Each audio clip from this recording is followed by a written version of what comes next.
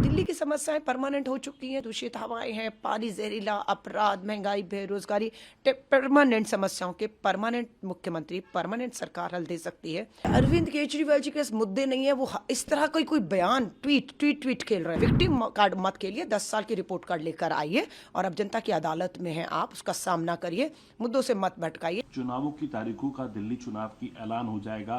कितनी तैयार आप हैं, कितनी कांग्रेस पार्टी तैयार है? देखिए, किसी भी राजनीतिक दल और उम्मीदवार से मुझे लगता है पहले दिल्ली तैयार बैठी है। जितना बेसब्री से किसी राजनीतिक दल और उम्मीदवार को इंतजार रहता है, उससे ज्यादा बेसब्री से इंतजार दिल्ली के लोगों का है, क्योंकि दिल्ली के लोग बस एक बदलाव का इंतजार कर रहे थे जो इन तारीखों की घोषणा के साथ शुरू होने जा रहा है। एक विकल्प तलाश रहे थे दोबारा से, वो विकल्प पहले से ही कांग्रेस थी और उसे वापस मुझे लगता है जो एंटी इनकम्बेंसी, एक विरुद्ध लहर चल रही है सत्ता के खिलाफ, चाहे वो सत्ता बीजेपी की केंद्र में हो, आम आदमी की दिल्ली में हो, उनके खिलाफ एक विरुद्ध लहर चल रही है और स्वाभाविक है, कामों की तुलना हो रही है। 15 साल शीला जी ने चलाए, 3 टर्म केजरीवाल जी को मिले और उससे पहले बीजेपी को मिले, अभी भी केंद्र में बीजेपी, केंद्र शासित राज्य, सब चीजों का आकलन 10 साल कम नहीं थे हो चुका है और दिल्ली के लोग जो है अब बड़े बदलाव की ओर, एक मजबूत विकल्प की तलाश उनकी कांग्रेस पर आकर खत्म होती है और हम 48 सीटों पर घोषित कर चुके हैं। भाजपा को तो अभी पूरे उम्मीदवारों का नहीं मालूम है, उनके एजेंडे, उनका कुछ मालूम ही नहीं है। सिर्फ वो नगर निगम का चुनाव हो या देश का चुनाव हो, देश के प्रधानमंत्री जी के नाम पर लड़ते हैं, उसके अलावा उनके पास कुछ बचा नहीं है।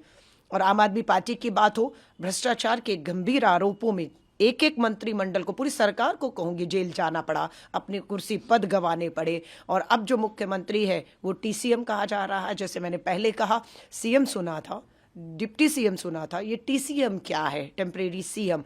सो अब दिल्ली की समस्याएं परमानेंट हो चुकी हैं। दूषित हवाएं हैं, पानी जहरीला, अपराध, महंगाई, बेरोजगारी, परमानेंट समस्याओं के परमानेंट मुख्यमंत्री, परमानेंट सरकार हल दे सकती है और वो कांग्रेस ने दी है शीला जी के राज में और वापस देने जा रहे हैं। कल उन्हीं के बारे में बात करूंगा जो आप कह रही हैं, आतिशी जी के बारे में। आतिशी जी कल जब उनसे जो रमेश बिधूड़ी को लेकर जो बयान, हालांकि बीजेपी ने अपने आप को उससे डिसएसोसिएट किया है और महिला जो कार्यकर्ता हैं कांग्रेस की, उन्होंने पुलिस में भी शिकायत करी है इसको लेके, लेकिन वो कल भावुक हो गई जब उनसे इस बारे में सवाल पूछा गया और एक भावुक क्षण सामने आया जहां उनकी आंखों में आंसू भी दिखाई दिए।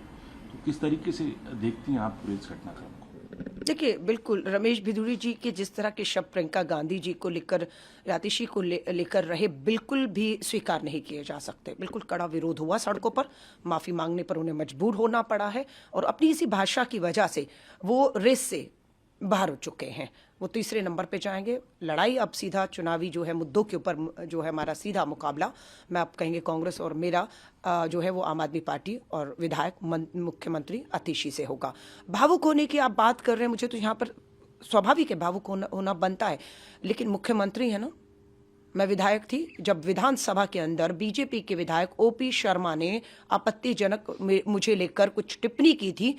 मेरे आंखों में आंसू नहीं थे, विधायक थी, ताकत को जानती थी, लड़ी और 1 साल तक उनकी सदस्य, उनको जो हाउस से निलंबित कर दिया गया था।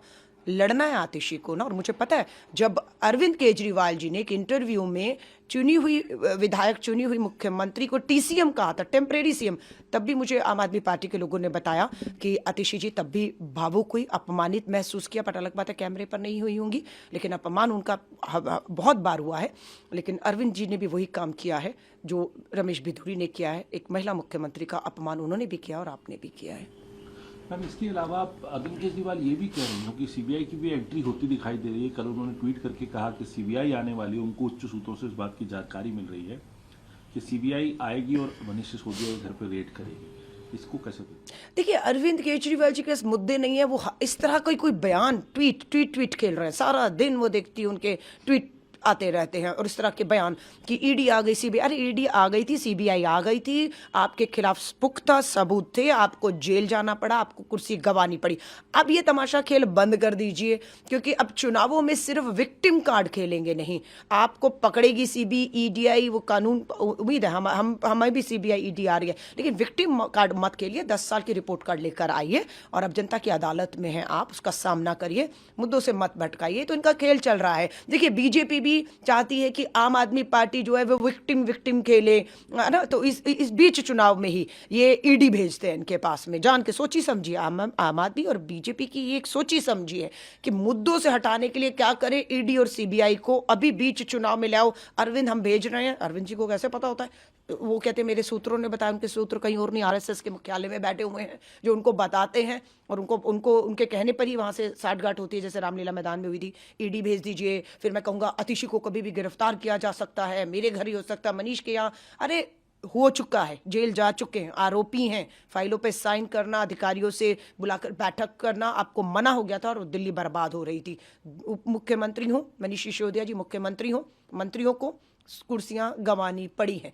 कैलाश गहलोत तो आपके कैबिनेट में अभी तक थे, कभी आपने नहीं कहा वो भ्रष्टाचार है। वो आपको छोड़कर आज भाजपा की टिकट पे लड़ रहे हैं, तो भ्रष्टाचारी थे और आप सपोर्ट करते रहे उन्हें, आप समझौते करते रहे। अब ये सब तमाशा नहीं चलेगा। आखिरी सवाल पूछना चाहूंगा आपसे, वो ये है चुनाव आयोग में लिस्ट जो मतदाता सूची है उसको लेकर जो नई दिल्ली के डिस्ट्रिक्ट इलेक्शन ऑफिसर हैं, उन्होंने चीफ इलेक्शन ऑफिसर को लिखा है कि उनको बार बार ऑफर्स उनके आ रहे हैं, आम आदमी पार्टी के रिप्रेजेंटेटिव, और बातें कर रहे हैं लेकिन कि आप आरोप लगा रहे हैं गड़बड़ियों के, लेकिन पूरा प्रोसीजर फॉलो किया जा रहा है, लेकिन उस प्रोसीजर से हट के बात की जा रही है। बीजेपी ये भी कह रही है कि अननेसेसरी दबाव जो है वो डाला जा रहा है, और चुनाव अधिकारी को मुख्यमंत्री बुला रहे हैं, विदाउट एजेंडा बुला रहे हैं। ये भी अधिकारी का कहना है कि विदाउट एजेंडा मुख्यमंत्री बुला रहे हैं। देखिए, दिल्ली में 70 विधानसभाएं सीट है।